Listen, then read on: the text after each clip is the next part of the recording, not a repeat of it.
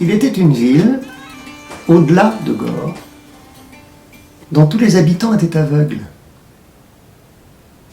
Un roi, ses courtisans et ses hommes d'armes arrivèrent un jour à proximité. Ils établirent un camp dans le désert, aux portes de la ville. Ce roi possédait un éléphant qu'il lançait dans la bataille pour terrifier et écraser l'ennemi. Nos aveugles brûlaient de voir l'éléphant. Quelques-uns se précipitèrent comme des idiots à sa découverte. Puisqu'ils ne savaient pas quelle forme ni quelle allure cela avait, ils cherchèrent à l'aveuglette, recueillant des informations en palpant telle ou telle partie du corps de l'éléphant. Chacun crut avoir découvert ce que c'était parce qu'il en avait touché un élément.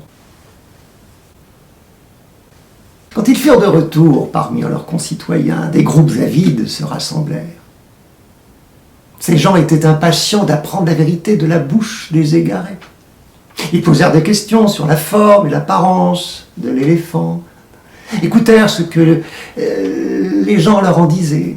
Celui dont la main avait atteint une oreille fut interrogé sur la nature de l'étrange créature. « C'est une grande chose, rugueuse, large et souple, ça ressemble à un tapis. »« Ah, je sais de quoi il s'agit, c'est une sorte de tuyau, affreux et destructeur », s'exclama celui qui avait la main sur la trompe.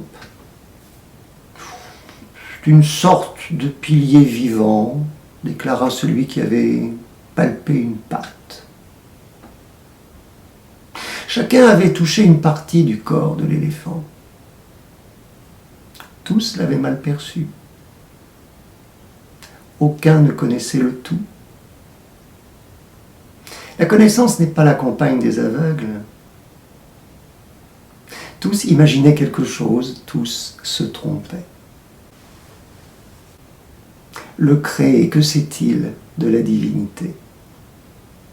Les voies de l'intellect ordinaire ne sont pas les voies de la science divine. Ce conte est plus connu sous la forme que Rumi lui a donnée dans son Matnavi, l'éléphant dans la maison obscure. La présente version est celle de Hakim Sanaï, maître de Rumi, Le Jardin de la Vérité, livre 2.